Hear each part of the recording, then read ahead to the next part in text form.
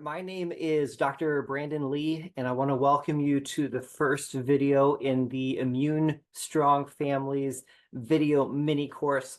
In this video, we're going to focus on the relationship between vitamin D and immune system health for you and the entire family. My goal by the end of this video is that you will start to come to the same conclusion that I did after studying vitamin D for 10 years. I came to the conclusion that vitamin D is the immune system vitamin, okay? Now, one of the first things we need to address is what I call the vitamin D dilemma. Okay, so this is a concept. What is the vitamin D dilemma? Well, let me explain. The dilemma is that virtually everyone understands that vitamin D is crucial for health.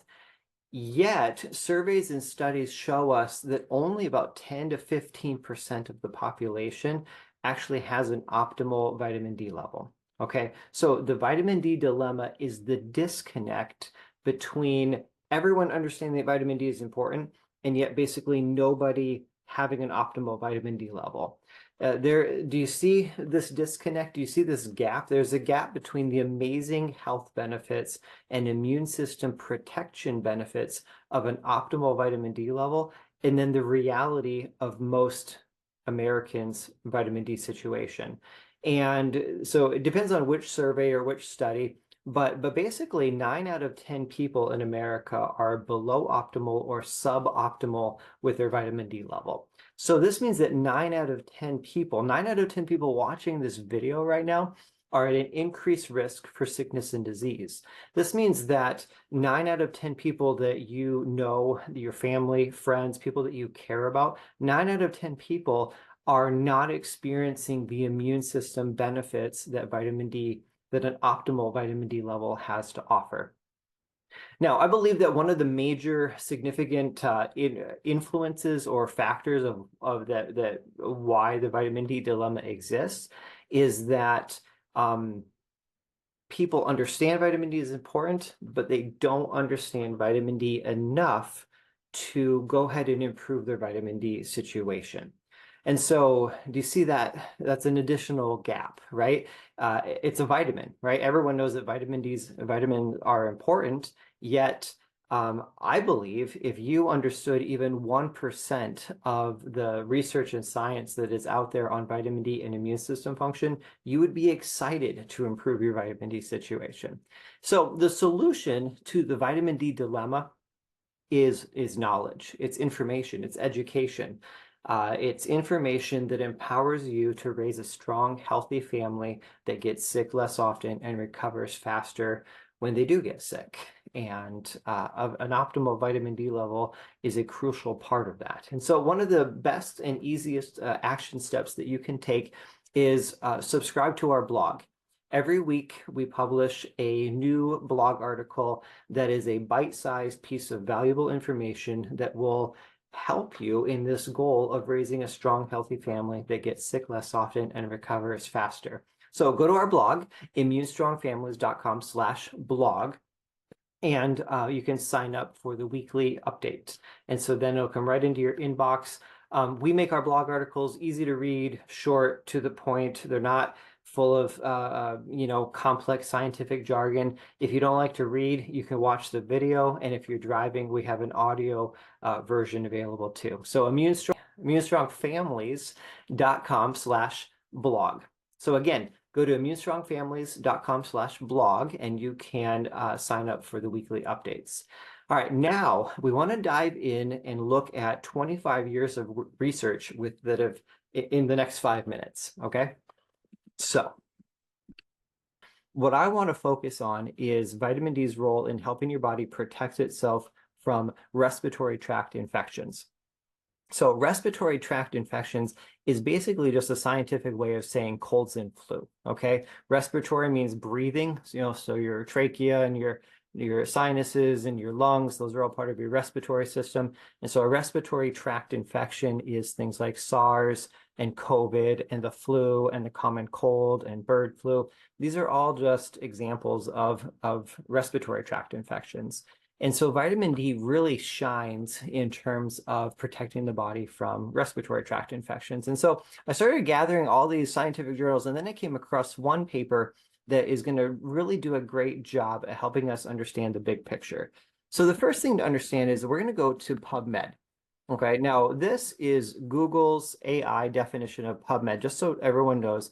PubMed is a government funded database that organizes all of the biomedical and life sciences literature. So basically, this is where medical and health research papers are organized. And so if we go to PubMed, to the homepage, and we type in vitamin D, there's a couple really important things to observe here. Number one, there are 107,000 results when we type in vitamin D. Okay, so the thing to learn there is that vitamin D is very well researched. 107,000 different citations on PubMed. This is a well-researched nutrient. Okay, now another thing to observe is that the very first time vitamin D was ever cited in scientific literature was in 1922. Okay, so that's about 100 years ago. So scientists have been studying vitamin D for 100 years. All right, so we've known a lot about vitamin D for a long time. Now here's the other thing I really want you to observe is if we move this and we look at the research that's just happened in the past 25 years, right? So we look at between the year 2000 and 2025, 79,000 results. Okay, I did the math. 79,000 results, that's about 74%.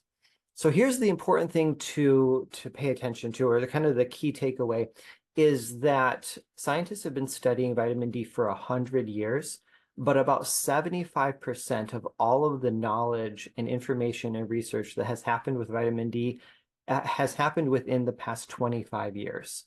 Okay, so for the first about 80 years, all of the research was focused on understanding vitamin D's relationship to strong bones, right? That's how vitamin D was at first initially identified, is they figured out that vitamin D was crucial for preventing rickets in children and preventing osteoporosis in adults. And so really for the first 80 years that scientists were researching vitamin D, that was their focus, and their attention was all around the concept of vitamin D and preventing, having strong bones. And so then in the past couple of decades, basically just recently, there's been this explosion of research, and this research has been about so much more than just, strong bones. And so it's important to see that 79,000 results, about 75% of all of the research that's ever been done on vitamin D has happened in the past couple of decades. Okay, this is important to understand because what I'm about to show you is that now we understand that vitamin D is, yes, important for strong bones, but really vitamin D is crucial for immune system health. This is what we've learned in about the past 20 years. And so when COVID happened, so this paper was published in 2020 by a group of scientists who were up on the latest research. And when COVID surfaced, they said, hey, we think that vitamin D could be really important for preventing viral respiratory tract infections, and here's why. And so here's what I want to do is I want to scroll down to the bottom of this page, and I want to show you that they referenced 150 different scientific journals.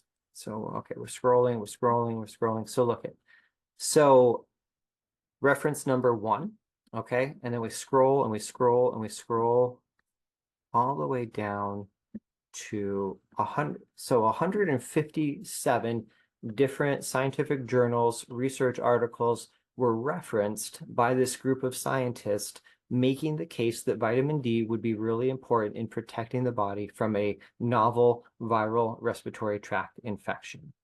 And so here's what I want you to, fortunately, they made bold the years of all of these studies. And so 157 different research journal citations.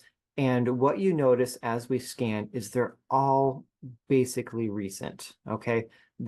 I counted, and about out of 157, about 150 of them all have happened since the year 2000. And so the reason I wanted to show you guys this is that there is a plethora of data and research showing that vitamin D plays a crucial role in immune system health. For example, here's a paper called Epidemic Influenza and Vitamin D. So it's about vitamin D and its role in protecting from influenza. That's just one example. Okay, one example out of 157. And so again, I'm scrolling, and it's hard to find one of these that's not from the year 2000 and on. Oh, here's one from 1999, still relatively recent. Okay.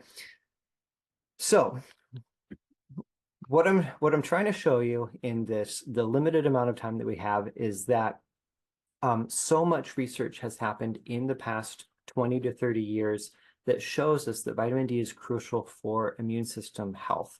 And the reason it's important to see this is that in the grand scheme of things, I know that 20 years might seem like a long time, but unfortunately, 20 years is not a long time for this information to make it into mainstream knowledge or to make it even to public health policy. So the vast majority of people that are out there don't know about the research that has happened within the past 10 or 20 years.